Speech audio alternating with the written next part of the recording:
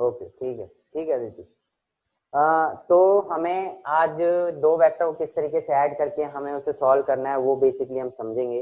तो मैंने बोला था इसको हम समझने के लिए दो लॉज का बेसिकली पढ़ेंगे, triangle law of vector addition and parallelogram vector laws of addition. तो triangle law of vector and parallelogram में देखिए बेसिकली क्या है कि सबसे पहले हम करेंगे triangle law of vector addition. Triangle law of vector addition. Okay, तो triangle law of vector addition में आपको ये ध्यान रखना है कि you have given two vectors, let's say vector A and vector B, and these two vectors are aligned in a same direction। मतलब कि एक तरीके से एक आपके पास ए वेक्टर है और इसी तरीके से एक वेक्टर सेम डायरेक्शन में जाते हुए बी वेक्टर है जो कि एक एंगल पे एक्ट कर रहे हैं। मतलब ये एक्सटेंड लाइन करूंगा तो ये एंगल थीटा बन रहा होगा, ठीक है। तो एक लाइन एक एंगल पे एक्सटेंड कर रहे होंगे which showing the two sides of a triangle, any two sides of the triangle, and the third side of a triangle shows the resultant or sum of these two vectors, a vector and b vector। यानी कि जो ये third side होगी triangle की वो क्या show करेगा, resultant show करेगा इन दोनों बी ए और बी वेक्टर का। Resultant in the sense sum मतलब कि आपको ऐड करना है तो इन दोनों वेक्टर का सम करेगा और ये अपोजिट डायरेक्शन में होगा। अपोजिट डायरेक्शन कहने का मतलब क्या है, आप देखो यहाँ से ये टेल है और ये हेड है, तो यहाँ पे देखिए आप टेल हेड से टेल कनेक्टेड है, बट अगर इस पॉइंट पे देखोगे तो टेल से टेल कनेक्टेड है और हेड से हेड कनेक्टेड है, तो इसका मतलब ये अपोजिट डायरेक्शन में जा रहा है, ठीक है। तो क्या हो रहा है कि टेल हेड डायरेक्शन में जा रहा है। अभी थोड़ा डायग्राम, ठीक है। तो इतनी बात क्लियर है, जिसमें जो आर वेक्टर है वो क्या शो करेगा, A vector plus B vector. But आप यहाँ पे देख रहे हो कि एक वेक्टर मैग्नीट्यूड और डायरेक्शन दोनों शो कर रहा है, तो आप एक ही टाइम पे मैग्नीट्यूड एंड डायरेक्शन साथ साथ कैलकुलेट नहीं कर सकते, you have to find out separately, ठीक है। तो पहले हमें मैग्नीट्यूड निकालना होता है, देन डायरेक्शन निकालनी होती है। तो इस तरीके से अब यहाँ पे देखिए डायरेक्शन निकालने के लिए मैं क्या कर ले रहा हूँ कि ये तो आ गया आपका बी वेक्टर, नेमिंग कर लेता हूँ, लेट्स से ये ओ हो गया, ये पॉइंट पी हो गया, ये क्यू हो गया और ये पॉइंट हमारे पास एन हो गया, ठीक है। तो ये डायग्राम है हमारे पास। अभी देखिए in triangle O N Q, अगर आप ओ एन क्यू को देखोगे तो ये क्या बन गया, एक तरीके का राइट एंगल ट्राइंगल बन गया ना। तो राइट एंगल ट्राइंगल में आप पाइथागोरस यूज कर सकते हो बाय अप्लाइंग पाइथागोरस,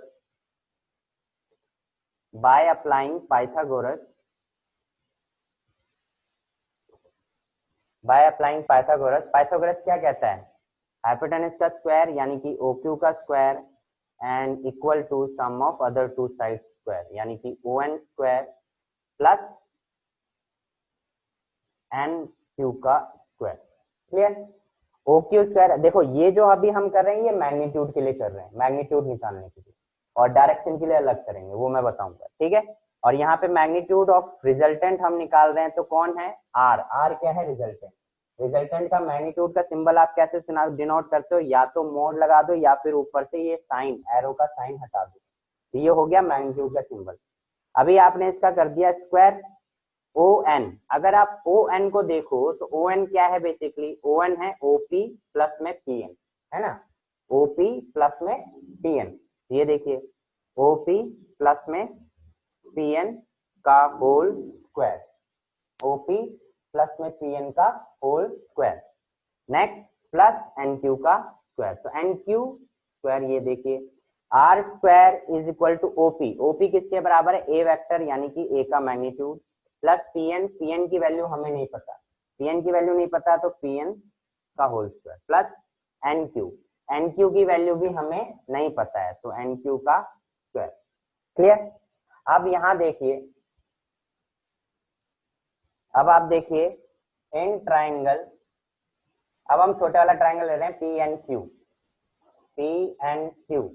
तो पी एन क्यू में ट्राइंगल आप लगाओगे तो इसमें हमें निकालना है, ये एंगल थीटा गिवन है तो हम निकालेंगे साइन थीटा। साइन थीटा क्या होता है, परपेंडिकुलर अपॉन हाइपोटेनस, तो परपेंडिकुलर क्या हो जाएगा यहाँ पे क्यू एन अपॉन में एन क्यू ले रखा है ना हमने, एन क्यू अपॉन में हाइपोटेनस क्या हो जाएगा पी क्यू।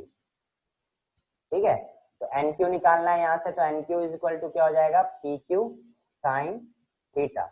तो पी क्यू किसके बराबर है, पी क्यू है हमारा बी वेक्टर, बी वेक्टर का मैग्नीट्यूड बी साइन थीटा, ये आ गई एन क्यू की वैल्यू। वहीं देखिए नेक्स्ट हम निकालते हैं कॉस थीटा। क्या निकालेंगे, कॉस थीटा। तो कॉस थीटा क्या होता है, base upon hypotenuse, base upon hypotenuse that means क्या हो गया पीएन, बेस हो गया पीएन अपॉन में हाइपोटेनस हो गया पी क्यू। हमें क्या चाहिए, पीएन की वैल्यू चाहिए, तो पीएन इज इक्वल टू क्या आ गया हमारे पास पी क्यू कॉस थीटा। अब पी क्यू कॉस थीटा, तो P Q is equal to किसके बराबर है, बी वेक्टर के, तो हमारे पास पीएन इज इक्वल टू क्या हो गया बी कॉस थीटा। तो यहाँ से आपको एक तो मिल गया एन क्यू की वैल्यू और एक मिल गई पीएन की value. Putting this values in equation 1, ठीक है, इनको हम इक्वेशन 1 में पुट करेंगे। पुटिंग दिस वैल्यू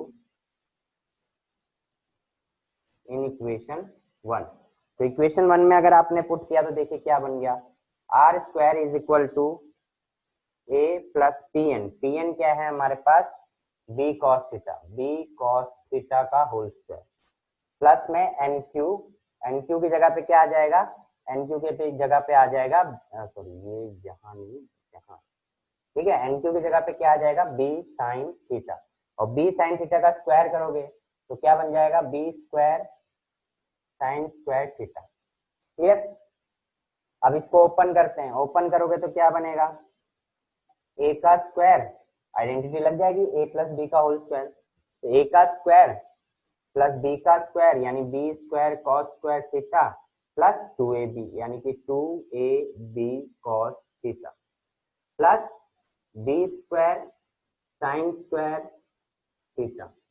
ठीक है, B square sine square theta.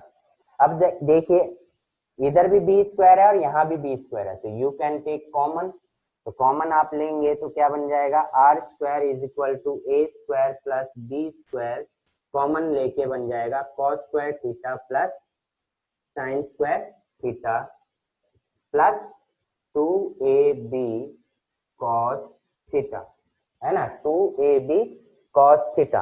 अब आपको पता है कि cos square theta plus sine square theta क्या होता है 1, तो आप यहाँ पे क्या लिख सकते हैं R is equal to under root A square plus B square plus 2ab cos theta. तो आपके पास फॉर्मूला रिजल्टेंट का क्या आ गया A square plus B square plus 2ab cos theta, A square plus B square plus 2ab cos theta. Video clear नहीं आ रही थी आपको,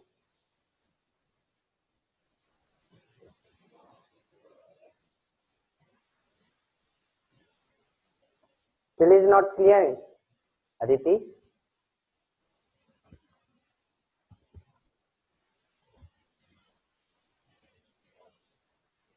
अदिति फिर नेटवर्क इशू होगा,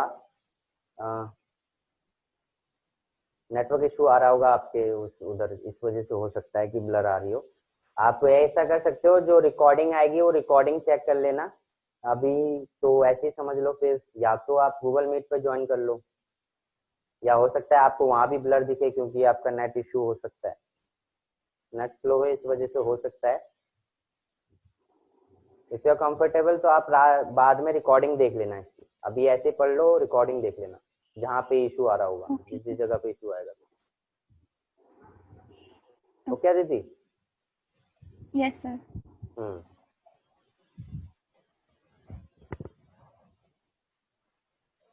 आगे देखिए, तो ए स्क्वायर, तो आपका देखिए क्या आ गया रिजल्टेंट। देखिए यहाँ से तो बेसिकली मैथमेटिक्स लगाई है आपने, जस्ट मैथमेटिक्स चल रही है और कुछ नहीं हुआ है, ठीक है। तो लास्ट आपका रिजल्टेंट का जो फॉर्मूला आ गया वो क्या आ गया, R is equal to under root A का स्क्वायर प्लस बी का square plus 2ab cos theta.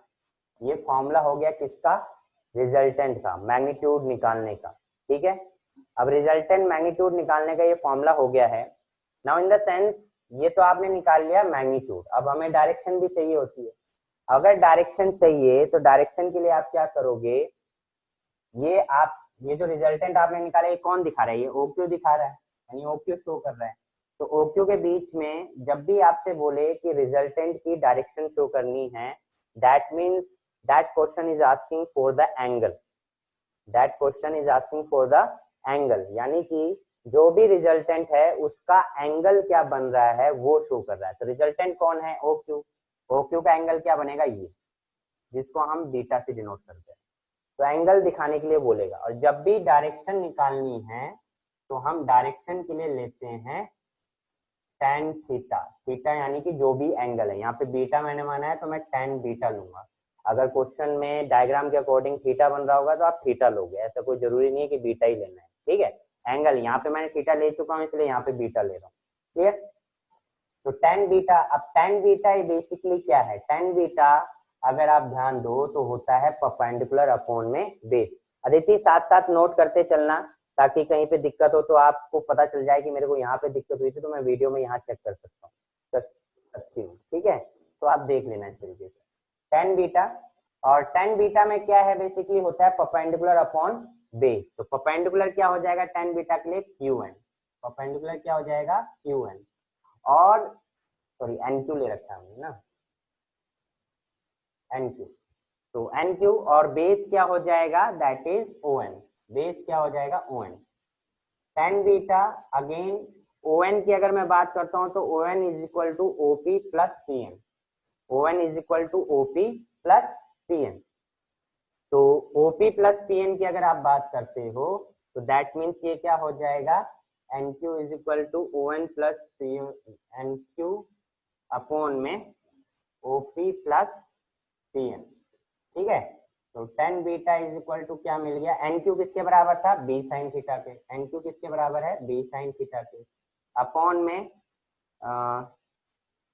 OP क्या है हमारे पास, A प्लस PN किसके बराबर है, B cos थीटा के। तो बीटा इज इक्वल टू हो गया tan inverse B sine theta upon में A plus B cos theta. This is the direction, यानी कि आपने एंगल निकाल लिया, ठीक है। आपने क्या निकाल लिया, एंगल निकाल लिया। अब ये चीज आपको ध्यान में रखनी है। देखिए दोबारा समझिए, समझते चलेंगे। आपके पास डायग्राम है, डायग्राम इन द सेंस आपके पास you have two vectors OP and PQ, दोनों सेम डायरेक्शन में एक्ट कर रहे हैं and acting an uh theta angle theta angle पे वो एक्ट कर रहे हैं। और ये दो किसी ट्रायंगल के दो साइड्स को रिप्रेजेंट करेंगे और इसी ट्रायंगल का जो थर्ड साइड होगा वो रिप्रेजेंट करेगा इन दोनों का सम, यानी कि OQ यानी कि R। अब आपको ये R क्या शो कर रहा है, A और B का सम शो कर रहा है, A और B का सम शो कर रहा है। बट ये आप जब भी यूज कर सकते हो जब आपको कोऑर्डिनेट फॉर्म में दे रखा हो, जैसे IJK के फॉर्म में दे रखा हो। बट अगर मैग्नीट्यूड के फॉर्म में दे रखा होगा तो उस सेंस में कैसे निकालेंगे, तो आपको क्या करना है, हमने लगाया ट्राइंगल लिया ONQ जिसमें अप्लाई किया पाइथागोरस अप्लाई किया तो साइड्स का स्क्वायर प्लस हाइपोटेनस का स्क्वायर। तो हाइपोटेनस का स्क्वायर किया plus sum of the sides का स्क्वायर। फिर उसको आपने देखा कि ON जो है वो OP प्लस PN के बराबर है तो ON is equal to OP plus PN हो गया प्लस NQ का स्क्वायर। OP किसके बराबर है, A के। PN की वैल्यू हमें पता नहीं है, OQ की वैल्यू R है, NQ की वैल्यू भी हमें पता नहीं है। तो जो वैल्यू हमें पता नहीं है तो हमने क्या करा, फिर हमने ट्राइंगल ले लिया छोटे वाला small triangle. We have take small triangle and P and Q और we have calculated the sin theta, value of sin theta and cos theta. So, sin theta is equal to perpendicular upon hypotenuse. The perpendicular is NQ and hypotenuse is PQ, where NQ we have to find out the NQ and NQ is equal to PQ sin theta.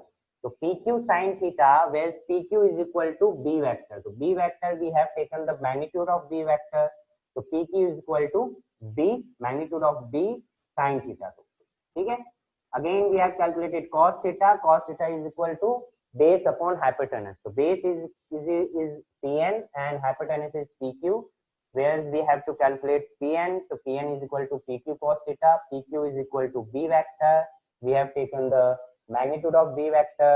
So B vector is Pn is equal to B cos theta. Then putting these values to the equation 1 and mathematically आप equation को solve करोगे, b square को common लोगे तो easily 10 तक की math लगाइए, कुछ ज्यादा नहीं लगाया है, और आपके पास you got the formula for resultant magnitude under root a square plus b square plus 2ab cos theta. Okay, again यहाँ पे आपने सिर्फ मैग्नीट्यूड कैलकुलेट करा है. देन हमें डायरेक्शन को कैलकुलेट करना है, डायरेक्शन निकालना है. तो for the direction you have to always take tan theta, tan of angle of the resultant, यानी कि जो भी रिजल्टेंट होगा उस रिजल्टेंट का क्या एंगल है, उस एंगल का आपको tan लेना है. ठीक है, तो मैंने यहाँ पे I have let the angle beta. तो tan beta is equal to perpendicular upon base, that means NQ upon में ON. Then ON is equal to OP plus PN, NQ is equal to B sin theta, OP is equal to A, PN is equal to B cos theta.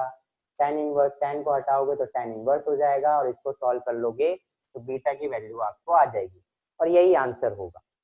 Clear है? यहाँ तक किसी को कोई दिक्कत, किसी step में दोबारा समझना हो? आदिति, प्रकृति, ईशा,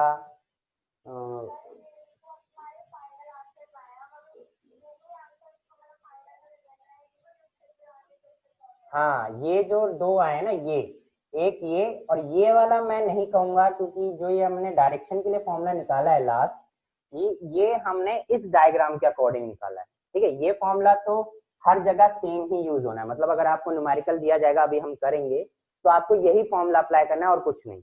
डेरिवेशन आती है तो डिराइव आप इसी तरीके से करोगे, बट जब न्यूमेरिकल आएगा तो आपको यही फॉर्मूला यूज करना है.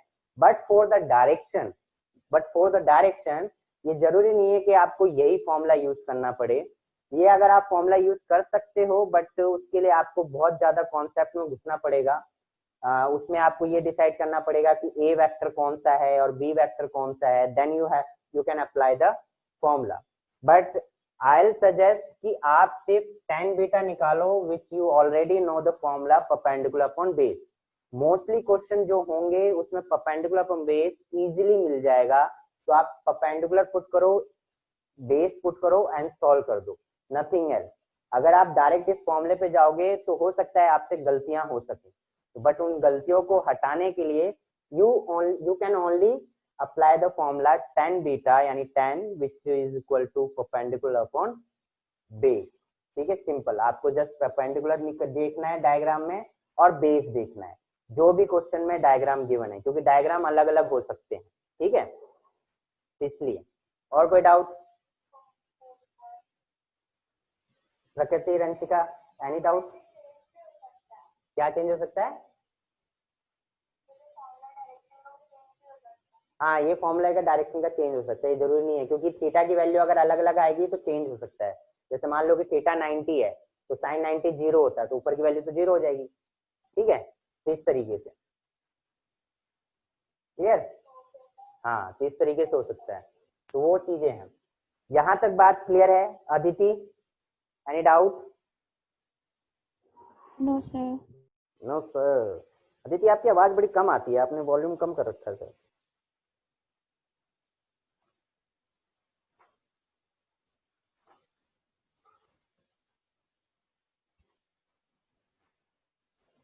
प्रकृति क्लियर, रंशिका नो डाउट, ईशा को भी क्लियर एंड अदिति को भी क्लियर. ठीक है, तो यहाँ तक आपको बात समझ में आ गई. अब आप इसको स्क्रीनशॉट ले लीजिए.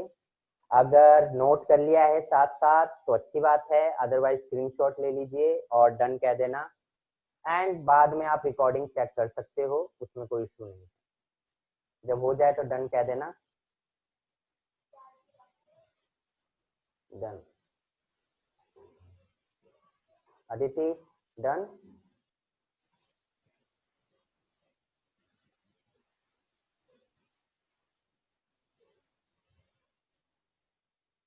ओके, अब ये था आप. हाँ हाँ जी, बोलिए बोलिए. यूनिट एंड डायमेंशन का है तो आफ्टर क्लास लेते हैं, क्लास खत्म होने के बाद लेते हैं. ठीक है, याद दिला देना मेरे को. हाँ, ये था आपका triangle law of vector addition. Triangle law of vector addition में क्या है कि आपके दो वेक्टर सेम डायरेक्शन यानी सेम लाइन में अलाइन कर रखे हैं। अब दूसरा आता है parallelogram law of vector addition. ठीक है, parallelogram law of vector addition. अब पैरेललोग्राम क्या होता है? पैरेललोग्राम आपको अच्छे से पता है क्या होता है, 10th तक बहुत अच्छे से पढ़ा है। अब उसकी भी डेरिवेशन है, यानी कि दो डेरिवेशन है सेम के लिए, मतलब आपको रिजल्टेंट और डायरेक्शन निकालने के लिए दो डेरिवेशन पूछी जा सकती है। It can be triangle law of vector addition और it can be parallelogram of vector addition. The difference is the only difference between both derivations is diagram. दोनों केस में जो डिफरेंस है वो सिर्फ डायग्राम का है।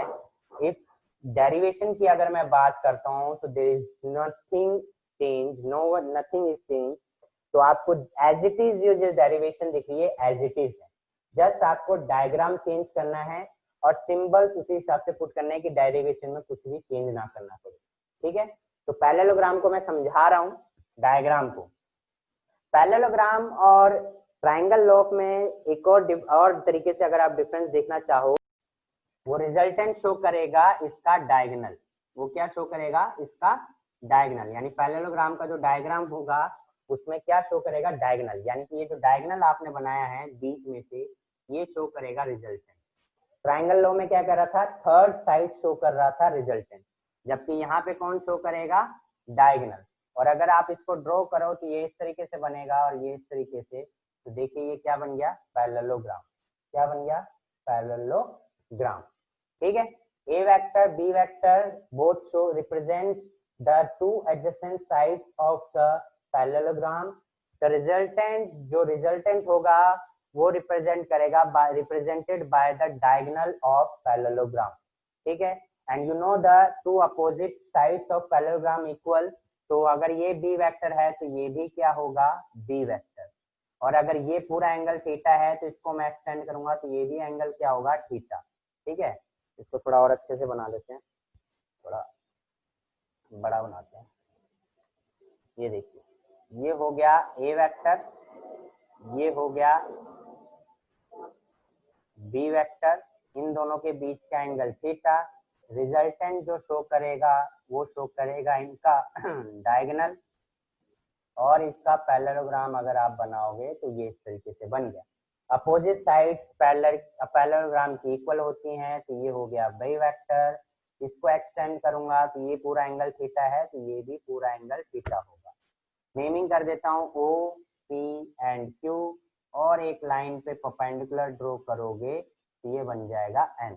अब अगर आप ध्यान दो तो ये ऊपर वाला साइड को अगर मैं छुपा लूं तो आपको दिख रहा है ये वही ट्राइंगल बन रहा है ना?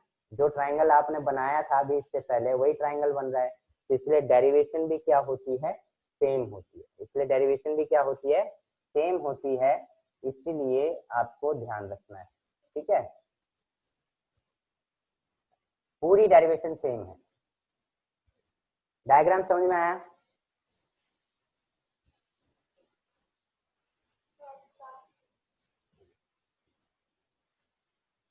Aditi, Aditi,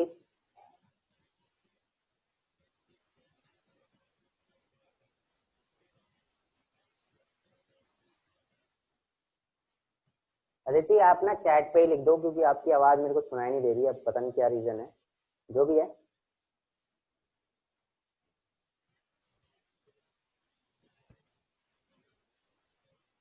okay, diagram clear हो गया, प्रकृति सबको क्लियर हो गया है। तो ये डायग्राम है, तो आप देख रहे हैं derivation as it is same रहेगी, बट डायग्राम चेंज हो जाएगा। तो इसका भी आप स्क्रीनशॉट ले लो, और ये नोट्स में है, पीडीएफ में है। ठीक है, तो पीडीएफ में ये पूरी डेरिवेशन आपको मिल जाएगी, नोट्स में भी आप प्रैक्टिस कर लेना।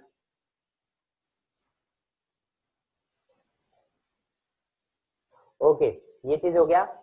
दूसरी बात मैं जो कहना चाह रहा था कि जो मैं टेस्ट अब लूंगा, मैंने जो आपको बोला है संडे को जो टेस्ट लूंगा, नेक्स्ट संडे को, टेंशन मत लो, नेक्स्ट संडे को जो टेस्ट लूंगा, उस टेस्ट में मैंने, क्योंकि मेरे को पता नहीं चलता है आप अलग अलग टाइमिंग पे टेस्ट देते हो, तो मेरे को थोड़ा भरोसा नहीं हो पाता है। तो अभी क्या है कि आप लोग सामने बैठेंगे, वीडियो ऑन करके बैठेंगे, ताकि मैं आप पे नजर रख सकूं कि आप लोग टेस्ट दे रहे हैं टाइम पे और टाइम पे अपलोड कर रहे हैं, ठीक है। अब इसके लिए मैंने अलग से एक सॉफ्टवेयर डाउनलोड किया है, तो आपको भी मैं बोल रहा हूँ, तो वो एक बार डाउनलोड कर लेना। एक बार हम ट्रायल ले लेंगे, जहाँ पे दिक्कत हो रही है एक बार हम बैठ के ट्रायल ले लेंगे कि कैसे कैसे क्या क्या होगा। देन आप लोग मेरे सामने ही मतलब लैपटॉप पे या कंप्यूटर पे आपकी मोबाइल स्क्रीन पे बैठ के सामने टेस्ट देंगे और उसी टाइम आप गूगल क्लासरूम में अपलोड कर दोगे, ठीक है। घर में हर किसी के 2-2 मोबाइल होते हैं एक टाइम पे, तो किसी तरीके से कर लेना, नहीं तो एक ही में मिनिमाइज करके हो जाएगा, ठीक है। तो ये हाँ, तो मैं अब सामने बैठ के ही टेस्ट लूंगा, क्योंकि मैं वैसे रख दे रहा हूँ तो बच्चे कुछ अलग अलग टाइम पे टेस्ट पेपर अपलोड कर रहे हैं, रेगुलरिटी नहीं है, तो इस वजह से मैं अब ये कर रहा हूँ।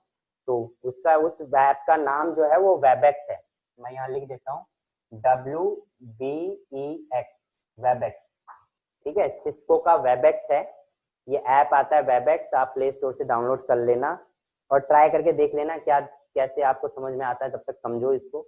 मैं एक दिन डिसाइड करता हूँ किस दिन पर रख के इसमें हम एक दिन क्लास लेते हैं, ट्राई करते हैं क्या सीन, ठीक है। क्लियर है? तो ये आप लोग देख लेंगे। तो यहाँ तक बात क्लियर है, किसी को कोई डाउट नहीं है? इसका स्क्रीनशॉट ले लीजिए। नाउ अब हम कुछ न्यूमेरिकल्स इसके ऊपर करते हैं, जिससे आप लोगों को क्लियर हो जाए कि कैसे इसके ऊपर हमें न्यूमेरिकल्स करने हैं, ठीक है।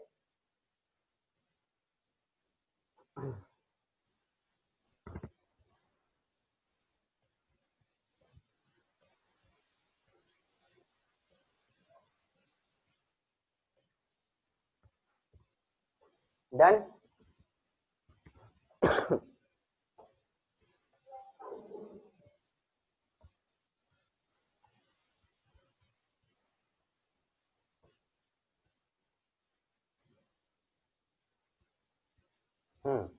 तो क्वेश्चन है, the question is a body is simultaneously given two velocities, one 30 metre per second due east, यानी कि दो बॉडीज हैं जो साइमल्टेनियसली मूव कर रहे हैं, जिसमें एक की जो वेलोसिटी दे रखी है वो दे रखी है 30 metre per second due east, यानी ईस्ट की तरफ वो मूव कर रहा है।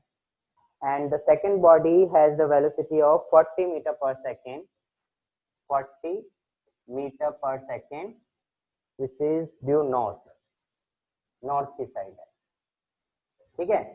And find the resultant velocity, बोल रहा है फाइंड द रिजल्टेंट वेलोसिटी। तो देखिए इसमें डायरेक्शन की बात आ गई ईस्ट नॉर्थ की, तो हम डायरेक्शन पहले देख लेते हैं।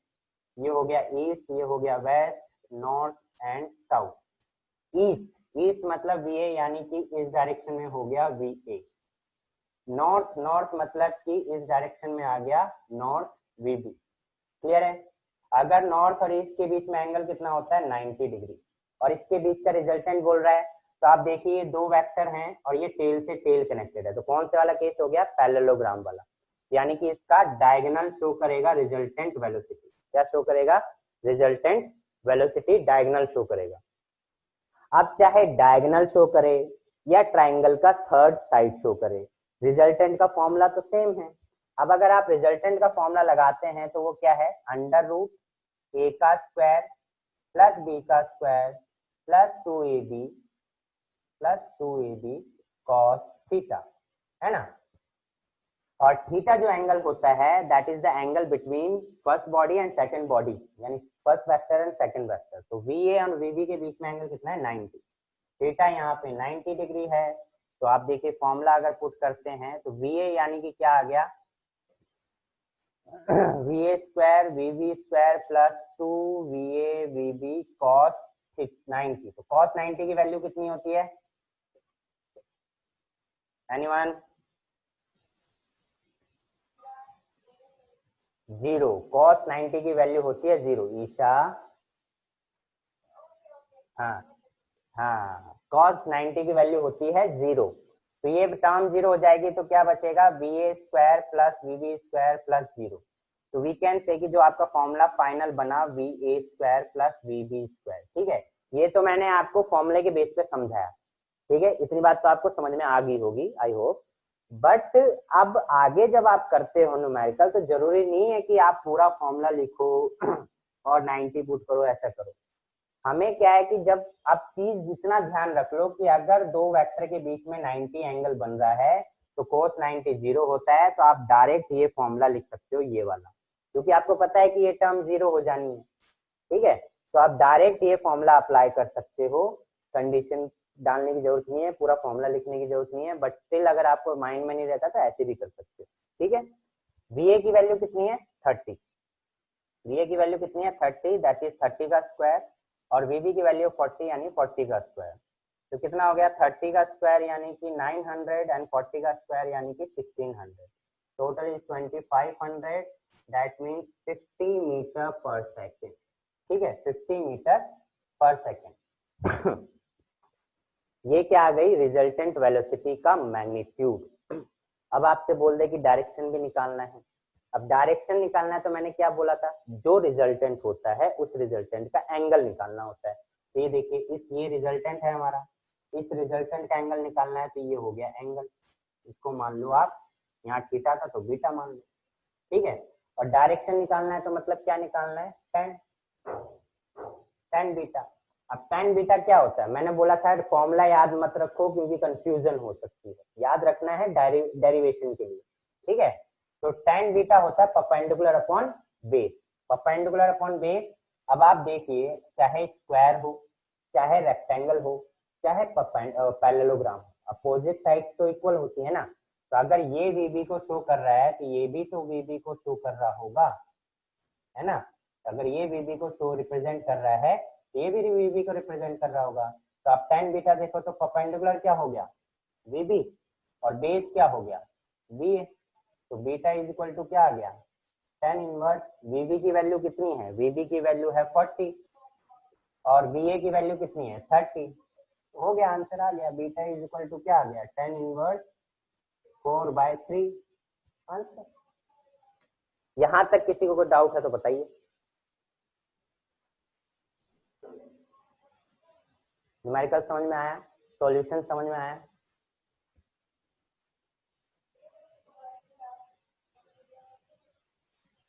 प्रकृति, रंशिका, क्लियर है? ओके ओके अदिति, तो ये बात आपको सबको क्लियर हो गई, तो चलिए अच्छी बात है, ये समझ में आ गया। तो अब एक नेक्स्ट क्वेश्चन आप मेरे को करके दिखाएंगे जब इतना समझ में आ गया है तो। ठीक है, तो मैं इसको रब कर रहा हूँ या इसको अभी लिखे रहने देता हूँ, आपको क्वेश्चन एक्सप्लेन कर रहा हूँ। Two forces of 5 Newton and 7 Newton. ठीक है, टू फोर्सेस हैं, that is F1 is 5 Newton and F2 is 7 Newton. ठीक है, two forces that is 5 Newton and 7 Newton act on a particle with an angle of 60 degree between them। तो theta की value दे रखी है वो 60 degree है, the angle between them is 60 degree।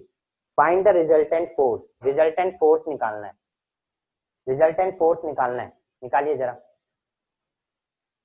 two forces, F1 5 Newton, F2 7 Newton and the angle between them is 60 degree। find the resultant force।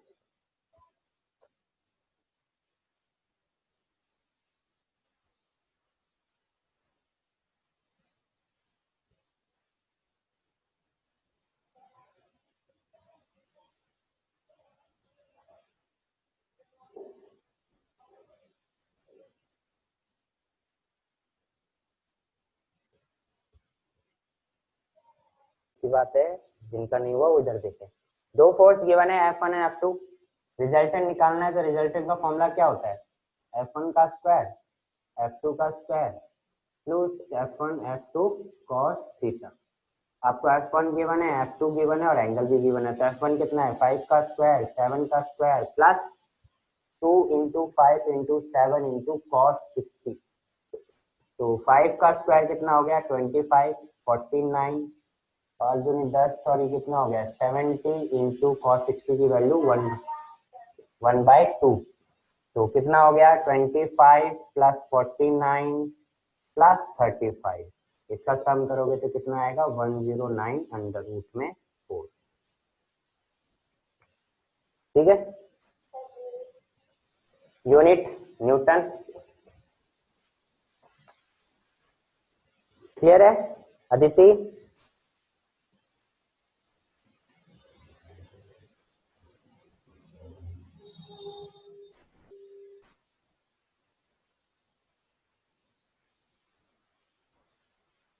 Okay, next question देखिए। Two vectors both equal in magnitude have their resultant equal in magnitude of the either. That means two vectors both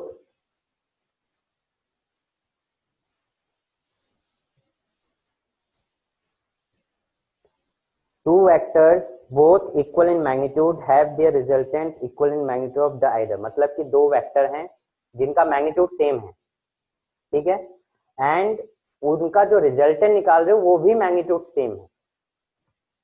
समझ में आई बात कुछ?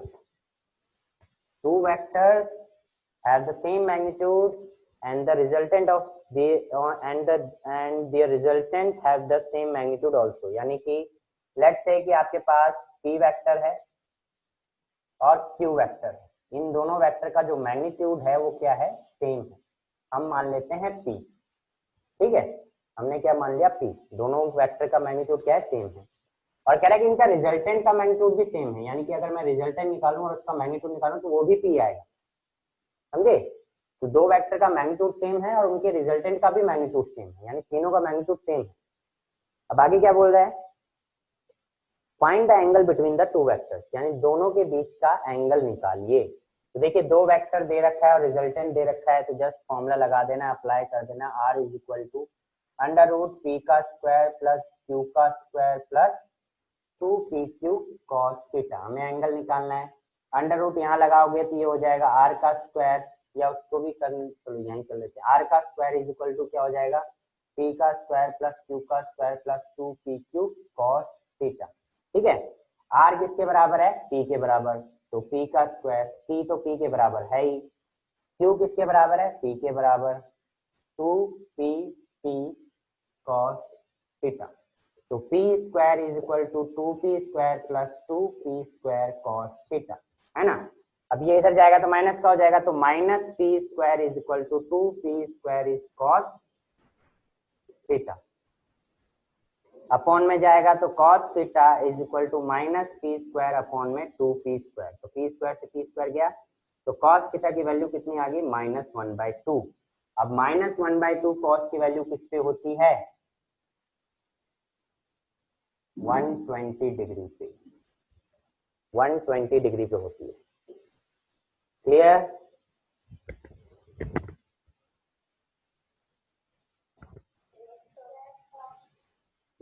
Aditi clear?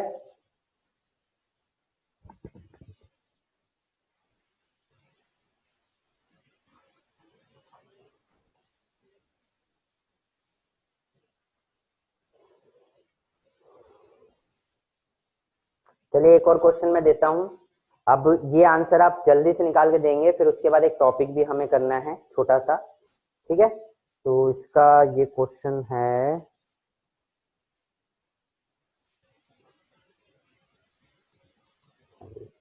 ये रहा। हाँ, question है, question is two forces whose magnitude are in the ratio of 3:5, यानी कि इसको मैं रब कर रहा हूं,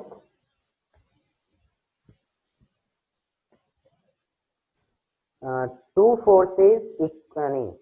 forces whose magnitude are in the ratio of 3:5, यानी कि दो फोर्स हैं, उनका जो मैग्नीट्यूड का रेशियो है that is 3:5, and give a resultant of 35 Newton, यानी इनका अगर आप रिजल्टेंट निकाल रहे हो तो वो 35 न्यूटन आ रहा है। रिजल्टेंट जो आ रहा है वो कितना आ रहा है? 35 न्यूटन आ रहा है, ठीक है, 35 न्यूटन आ रहा है। If the angle of inclination भी 60 डिग्री, यानी कि इनके बीच का एंगल 60 डिग्री है। Find calculate the magnitude of each force, यानी F1 और F2 की वैल्यू निकालनी है, ये करना है। करिए जल्दी से सॉल्व। दो फोर्स का रेशियो 3:5 है, रिजल्ट इन दोनों का अगर रिजल्टेंट निकालोगे तो 35 Newton, the angle between them is 60 degree, find out the magnitude of each force. तो ये आया है, तो बिल्कुल सही आया है। देखिए सिंपल सी बात है, रेशो में दे रखा है तो आपने 10 तक सीखा है कि अगर रेशो में दे रखा है तो उसको x के फॉर्म में ले लीजिए, यानी कि f1 आपका हो जाएगा 3x एंड f2 क्या हो जाएगा 5x।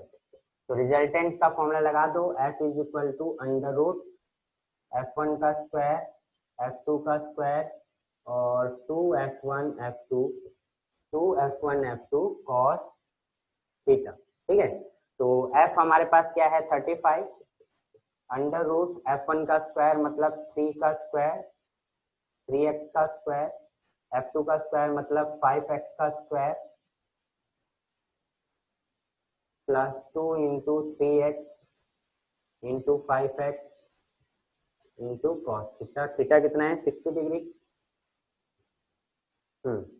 तो 35 is equal to 9x square plus 25x square plus 2 into 15x into 1/2, तो 2 से 2 गया 15x स्क्वायर है ना। तो 15x स्क्वायर आप देखोगे 25x स्क्वायर और 15 कितना हो गया 40 और ये 49x स्क्वायर। तो 49x स्क्वायर अंडर रूट में, तो 35 इज इक्वल टू 7x, 49 का अंडर रूट 7 आ जाएगा और x स्क्वायर x, तो x इज इक्वल टू क्या आ गया 35/7 दैट इज 5। तो हमने f1 को 3x माना है, तो 3 इंटू 5 इज इक्वल टू क्या आ जाएगा 15 न्यूटन। f2 को हमने लेट किया था 5x, ये हो जाएगा 5 into 5 is equal to 25 newton, is equal to 25 newton. Clear, ये तो आप लोगों का आ ही गया है। अदिति आ गया आपका आंसर, समझ में आया ये?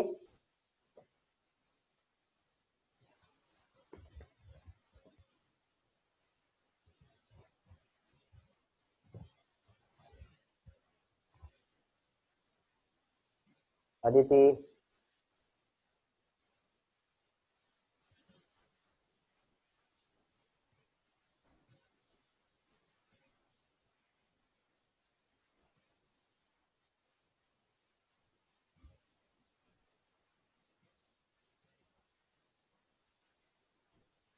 चलिए, तो इसको नोट कर लें, आप लोगों को तो आ गया आंसर, स्क्रीनशॉट ले लीजिएगा।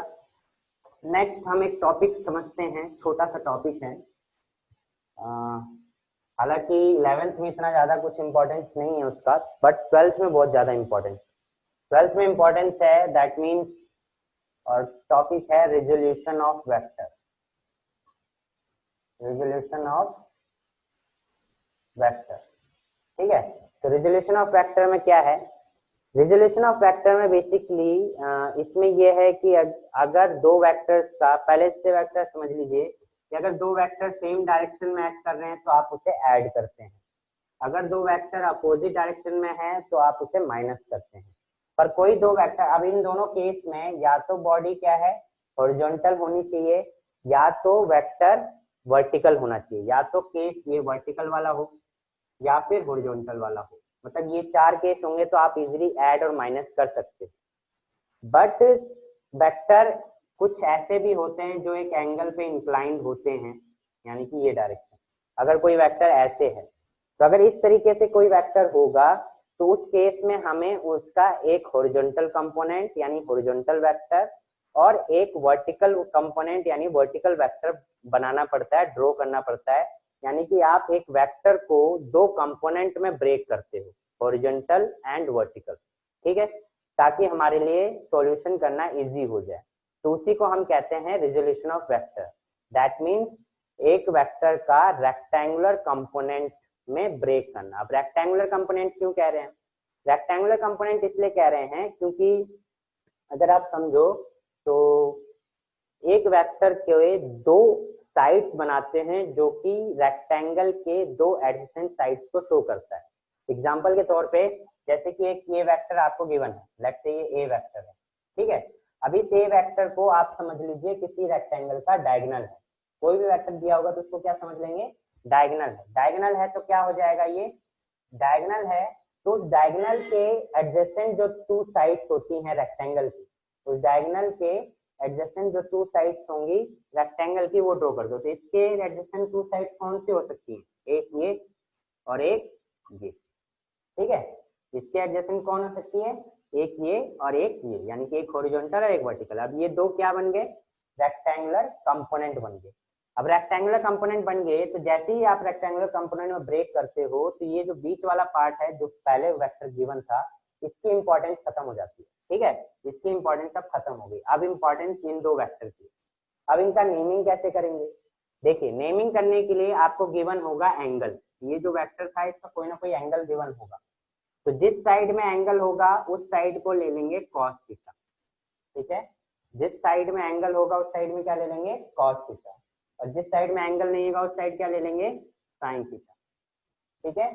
जिस साइड एंगल होगा उस साइड कॉस थीटा और जिस साइड एंगल नहीं होगा उस साइड साइन थीटा। दूसरा ए है तो ए का हम मैग्नीट्यूड लगा देंगे ए एंड ए, ठीक है। ए का मैग्नीट्यूड लगा देंगे ए एंड ए, समझे। तो ए एंड ए लगा दोगे आप। ये था रेक्टेंगुलर कंपोनेंट में ब्रेक करना। दो तरीके और एक तरीके से देख लो, एक और तरीका देखो। लेट्स से कि ये एक हॉरिजॉन्टल लाइन एक्सिस है और इस एक्सिस पे ये दो vector A vector same angle पे एक्ट कर रहे हैं एंड बी वेक्टर ये एंगल हो गया थीटा, ठीक है। अब इनको ऐड करना है, ऐड करके निकालना है। तो देखिए ऐड करके जब आप निकालोगे तो आप इनको सिंपली ऐड नहीं कर सकते, इनके रेक्टेंगुलर कंपोनेंट में ब्रेक करना पड़ेगा। तो अब जैसे ए वेक्टर को मैं ले रहा हूँ तो ए वेक्टर को मैं क्या समझ ले रहा हूँ, डायगोनल, किसी भी रेक्टेंगल का डायगोनल।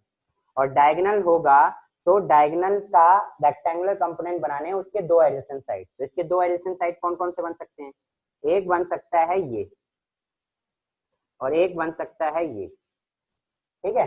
तो ये जब बनेगा तो इसके साथ में एंगल है, इसके साथ में एंगल है तो ये क्या लग जाएगा, कॉस थीटा। और किसका बनाया, ए का, तो ए कॉस थीटा। इस साइड में एंगल नहीं है, तो एंगल नहीं है तो इधर क्या बन जाएगा, साइन थीटा।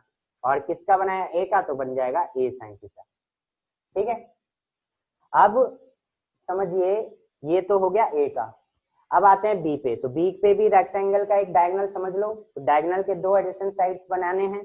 तो एक साइड तो बनेगा ये और एक साइड बनेगा ये। तो जिस तरफ एंगल है उस तरफ कॉस थीटा और जिस तरफ एंगल नहीं है उस तरफ साइन थीटा। अब आप देखो आपने रेक्टेंगुलर कंपोनेंट में ब्रेक कर दिया, तो ब्रेक करते ही इसकी इंपॉर्टेंस खत्म। अब इनकी इंपॉर्टेंस है, अब जो वेक्टर सेम डायरेक्शन में है उन्हें ऐड कर दो, जो वेक्टर अपोजिट डायरेक्शन में उन्हें माइनस कर दो, ठीक है। तो आप देखो ए साइन थीटा और बी साइन थीटा क्या है, सेम डायरेक्शन में। तो ये वर्टिकल कंपोनेंट बनेंगे, तो वर्टिकल कंपोनेंट में इसको हम क्या कर देंगे, add A sine theta plus B sine theta. और जो वैल्यूज गिवन होंगी ए का मैग्नीट्यूड, बी का मैग्नीट्यूड और एंगल जो गिवन होगा वो पुट करके हम सॉल्व कर देंगे, ठीक है। ये आपका वर्टिकल कंपोनेंट आ जाएगा। वहीं अगर आप हॉरिजॉन्टल कंपोनेंट देखो तो बी कॉस थीटा और ए कॉस थीटा अपोजिट डायरेक्शन में एक्ट कर रहे हैं। अपोजिट डायरेक्शन में एक्ट कर रहे हैं इसका मतलब क्या है कि ये अपोजिट डायरेक्शन में एक्ट कर रहे हैं तो आपको माइनस करना है। तो अगर आप हॉरिजॉन्टल कंपोनेंट निकाल रहे हो और इनको माइनस करना पड़ेगा तो आपको पहले तो ये पता होना चाहिए कि कौन सा बड़ा है। माइनस करने के लिए आप बड़े में से छोटे को माइनस करते हैं।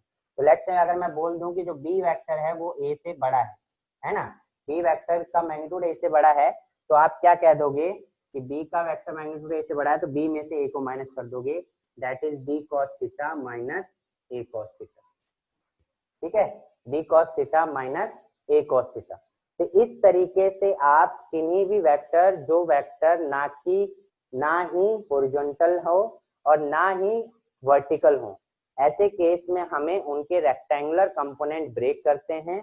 और रेक्टेंगुलर कंपोनेंट ब्रेक करते समय उस वेक्टर को समझ लो डायगोनल, और डायगोनल के दो एडजेसेंट साइड्स ड्रॉ करने हैं और वो होंगे एक हॉरिजॉन्टल और एक वर्टिकल।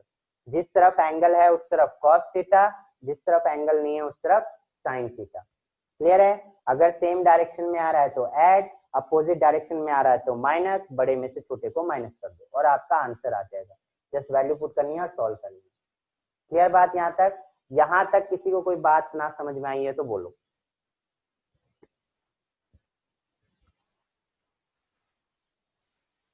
अंशिका क्लियर, प्रकृति ईशा क्लियर है, प्रकृति क्लियर, अदिति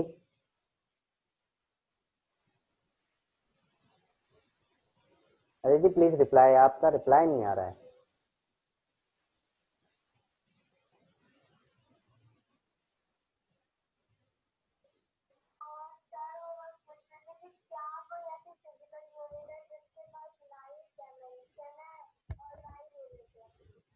दाई ना ही डायमेंशन और ना ही यूनिट है।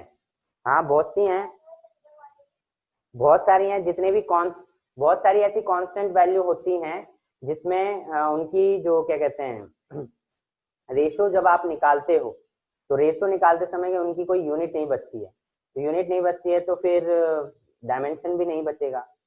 ठीक है, ये तो ऐसी तो बहुत वैल्यूज मिल जाएंगी आपको, बट क्वेश्चन आपका ये होना चाहिए था कि क्या कोई ऐसी फिजिकल क्वांटिटी है which have unit but not have dimension, मतलब ऐसी कोई फिजिकल क्वांटिटी है जिसके पास यूनिट तो है पर डायमेंशन नहीं है, ये क्वेश्चन होना चाहिए। हाँ हाँ, तो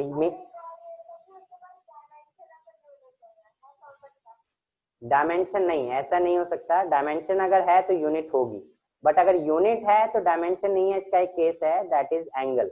एंगल को आप रेडियन में मेजर करते हो, आप एंगल को रेडियन में मेजर करते हो, पर रेडियन का कोई भी डायमेंशन नहीं होता। यानी कि अगर आप बोले, कोई आपसे बोले कि एंगल का डायमेंशन निकालो, नहीं है डायमेंशन। ठीक है, एंगल की यूनिट है रेडियन, बट एंगल का डायमेंशन नहीं है। ठीक है, ये क्वांटिटी है, ऐसी बहुत सी क्वांटिटी है। ओके, मिलते हैं फिर नेक्स्ट क्लास में। Till then bye bye. You too, same to you.